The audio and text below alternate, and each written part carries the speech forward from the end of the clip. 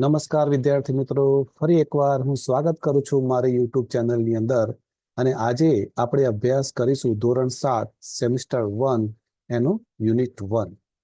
તો let's study this lesson line by line, જેનું શીર્ષક છે વિનીઝ સ્માઇલ.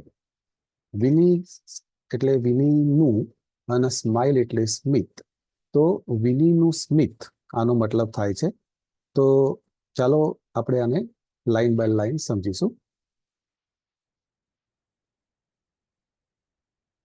અહીંયા લખ્યું છે કે લેટ્સ રિસાઇટ વિથ ટીચર. મતલબ કે આને તમે તમારા શિક્ષક સાથે તમે પણ ગાઓ. આ કવિતાને શિક્ષકની સાથે સાથે તમે પણ ગાઓ. તો અહીંયા ધ લિટલ વન કવિતાનું મેઇન હેડિંગ છે. અહીંયા લિટલ વનનો મતલબ થાય છે નાનું બાળક. તો ચાલો આપણે આને સમજીશું. ધીસ ઇઝ ધ બેગ, એટલે કે આ બેગ છે ધ લિટલ વન બોટ, કે જે નાના બાળકે ખરીદ્યું હતું. બોટનો મતલબ ખરીદવું, જે બાયનું ભૂતકાળ છે. બીજી લાઈનમાં this is the butterfly the little one coat. આ એ પતંગિયું છે કે જે નાના બાળકે પકડ્યું હતું. This is the kite the little one flew. આ એ પતંગ છે કે જે નાના બાળકે ઉડાડ્યું હતું. This is the whistle the little one blue. તો આ એક સિસોટી છે જે નાના બાળકે વગાડી હતી, ફૂંક મારીને વગાડવું. બ્લ્યુ નો મતલબ જે બ્લોનું ભૂતકાળ છે, બ્લ્યુ, જે નાના બાળકે વગાડી હતી. This is the bell the little one રેંગ. આ એ જ ઘંટડી છે કે જે નાના બાળકે વગાડી હતી. This is the song the little one sang. આ એ જ ગીત છે કે જે નાના બાળકે ગાયું હતું. વ્હાઇટ એટલે કે સફેદ, એન્ડ બ્લેક સફેદ અને કાળું, એન્ડ ગ્રીન અને લીલું, એન્ડ ધ રેડ. તો સફેદ અને કાળું, લીલું અને લાલ. These are words. આ શબ્દો છે ધ લિટલ વન્સ રેડ, કે જે નાના બાળકે વાંચ્યા હતા.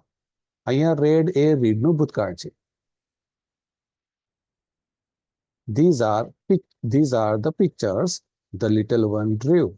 તો આ પિક્ચરો છે, આ ચિત્રો છે કે જે નાના બાળકે દોર્યા હતા. ડ્રીવ એ ડ્રોનું ભૂતકાળ છે.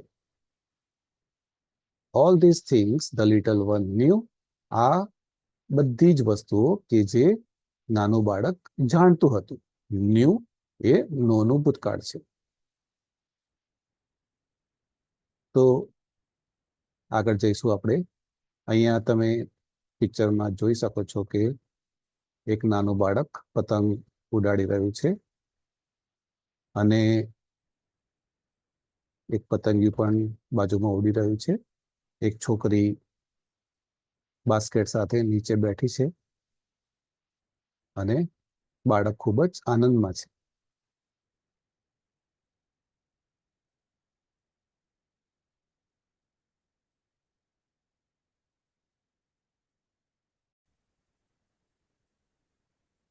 તો હવે આપણે જે આ યુનિટ 1 જોયું છે વિની સ્માઇલ, એની આપણે એક્ટિવિટી કરીશું. અહીંયા પ્રથમ લખ્યું છે make list of rhyming word. Rhyming વર્ડનો મતલબ થાય છે સરખા ઉચ્ચારવાળા શબ્દો, સરખા અવાજવાળા શબ્દો આપણે શોધવાના છે. જેમ અહીંયા આપેલું છે ટોટનું બોટ થાય છે, તો એ જ રીતે બીજા નંબરની અંદર ફ્લ્યુ આપેલું છે. તો ફ્લ્યુનું શું થશે એ આપણે કવિતામાંથી શોધીશું.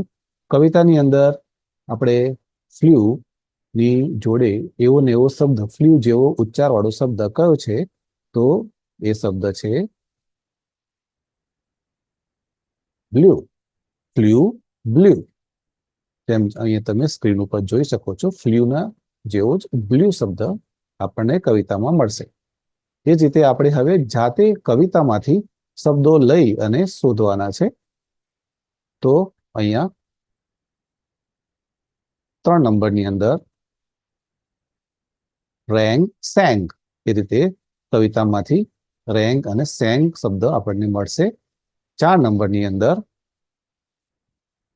રેડ, આ રેડનો મતલબ થાય છે લાલ કલર, જ્યારે આ રીડનું ભૂતકાળ છે જે રેડ તરીકે પણ ઉચ્ચાર કરવામાં આવે છે.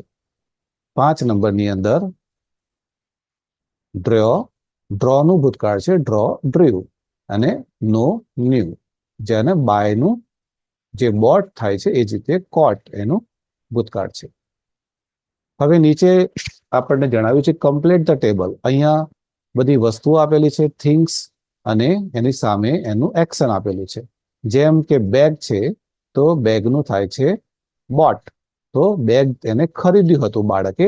એ જ રીતે કાઇટ, એને પતંગ હતું, કાઇટનો મતલબ પતંગ થાય છે, તો પતંગ એને ઉડાડ્યું હતું, તો ઉડાડવું એટલે ફ્લાય થાય, તો ફ્લાયનું અહીંયા ભૂતકાળ થશે ફ્લ્યુ.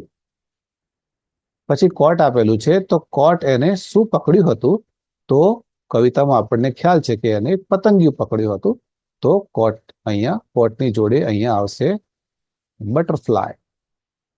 બેલ, બેલ એને શું કર્યું હતું, તો બેલ એને વગાડ્યું હતું, તો વગાડવું એટલે રિંગ નું ભૂતકાળ રેંગ.